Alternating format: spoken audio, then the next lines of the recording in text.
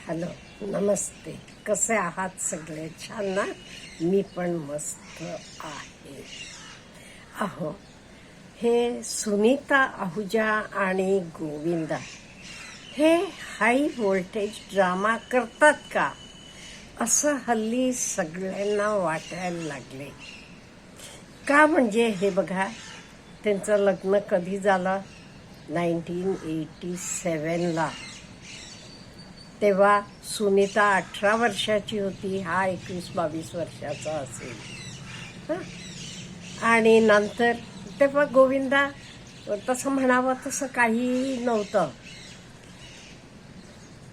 गोविंदाची मामी म्हणजे सुनीताची बहीण, तिथे ह्यांचं एकमेकांशी ओळख व्हायची. हा मामाकडे जायचा, विरारला राहायचा, आणि ती बांद्रेला राहायची. ती आपल्या बहिणीकडे यायची, हा मामाकडे जायचा. त्यामुळे तिथे ओळख झाली आणि नंतर त्यांचं प्रेम झालं आणि लग्न झालं.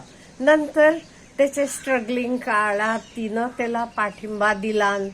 2 मुलं झाली, मुलगा आणि मुलगी.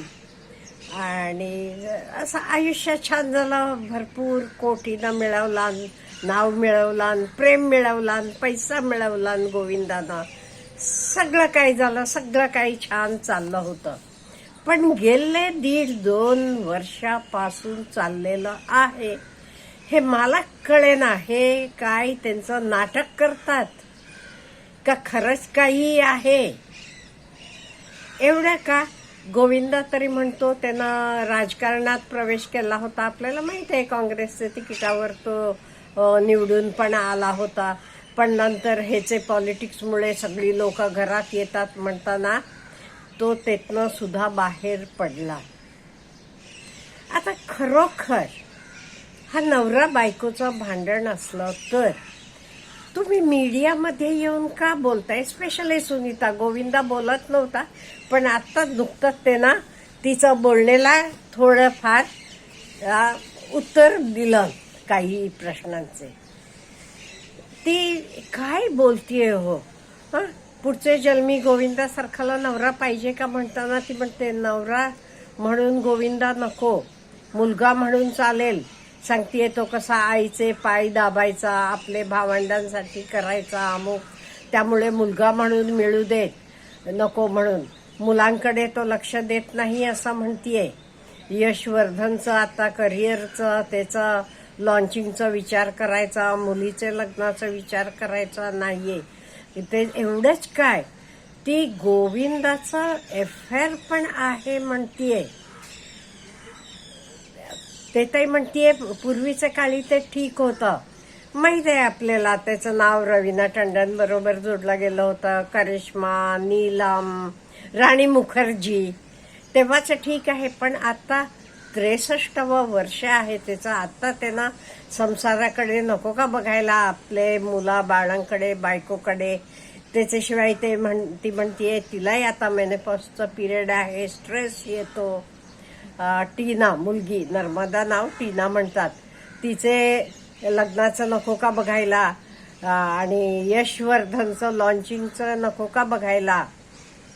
त्यांची 2 मुलं फॉरेनमध्ये वगैरे शिक्षण घेऊन आलेली आहेत. म्हणजे गोविंदा हे सगळं गप्प होता, काही बोलत नव्हता. नुकतंच त्यानं तोंड उघडला, त्यानं सांगितलं पण मुलासाठी तो काय काय करतोय हे सगळं बोलला तो. आणि आतापर्यंत तो म्हणाला मी गप्प होतो म्हणजे लोकांना काय वाटायचं, माझंच काहीतरी चुकते का म्हणून. आता मला प्रश्न पडतो, हो तुमचे पर्सनल लाईफमध्ये काही प्रॉब्लेम आहेत ते तुम्ही मीडियासमोर येऊन का बोलता? तुमचं तुम्ही नवरा बायको ते प्रॉब्लेम सॉल्व्ह करा ना. नाही, कोर्ट आहे, कोर्टात सुद्धा ते सुद्धा ड्रामे झाले. आणि आता नुकतं काय म्हणत होती ती, नाही ते गोविंदाला पैशासाठी त्याच्या आजूबाजूला लोक एवढी आहेत का, म्हणजे गोविंदाकडनं लाखो रुपये मिळतात म्हणून ते सगळे पैसा काढून घेतील, माझ्या मुलांना काही मिळणार नाही म्हणून मी हे केलं. म्हणजे ॲक्च्युअली तुम्हाला डायव्होर्स घ्यायचा नाहीये थोडक्यात. आणि हे सगळं मीडियासमोर का बोलता तुम्ही? अहो, तुमचे वर्षाला 38-39 वर्षाचा संसार आहे. आज एवढे पैसे, तुम्हाला यश, ओळख, गोविंदाची बायको म्हणून ओळखतात ना तुम्हाला. No doubt. काही लोकांचं म्हणणं असं सुद्धा आहे, तिनं सुनीता आहुजानं नवीन तिचं यूट्यूब चॅनल चालू केलेलं आहे.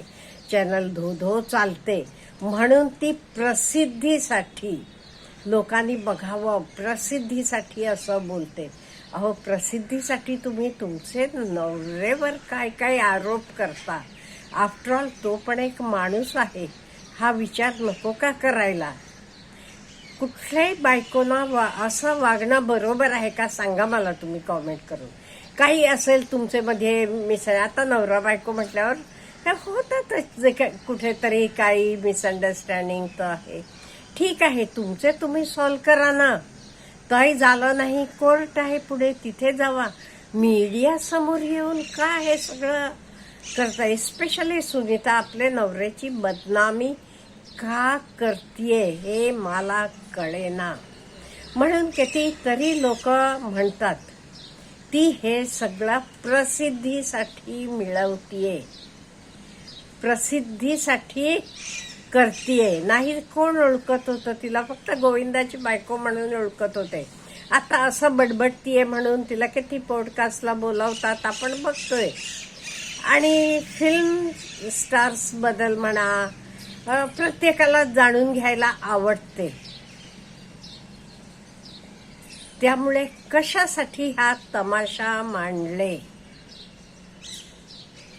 हा मलाच असं नव्हे, कोणाला कळेना असं झालेलं आहे. गोविंदाचं एवढे पैसे का? आज तुम्ही हे सगळं उपभोग घेता, त्याचे जीवावर घेता का नाही?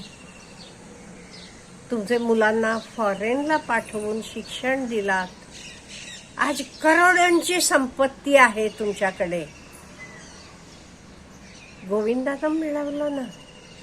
तो अगदी जनसामान्यांचे मनातला स्टार होता. लोकांना खूप आवडायचा तो. आता वयोमानानं म्हणा किंवा वेळ म्हणा बदलत जाते, तरी आज तो सांगतोय त्याच्याकडे पण 4 सिनेमे आहेत. लवकरच त्याचे 4 सिनेमे येणार आहेत. त्यामुळे लोकांना डाऊट पडतो. त्याचे सिनेमे पण हिट होऊ देत आणि इकडे हिचं चॅनल पण चालू देत, म्हणून हे ड्रामा चाललेला आहे का? का म्हणजे बाहेर त्यांना एकत्र बघतात लोक, दिसतात ते एकत्र, पण मीडियावर मात्र येऊन सुनीता असं बडबडतीये नवरेबद्दल.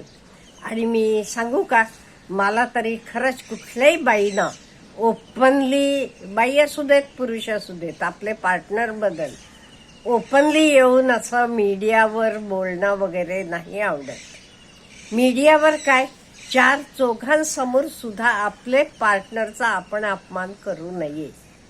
कित्येक वेळेला आपले कॉमन घरातनं सुद्धा हे चालते.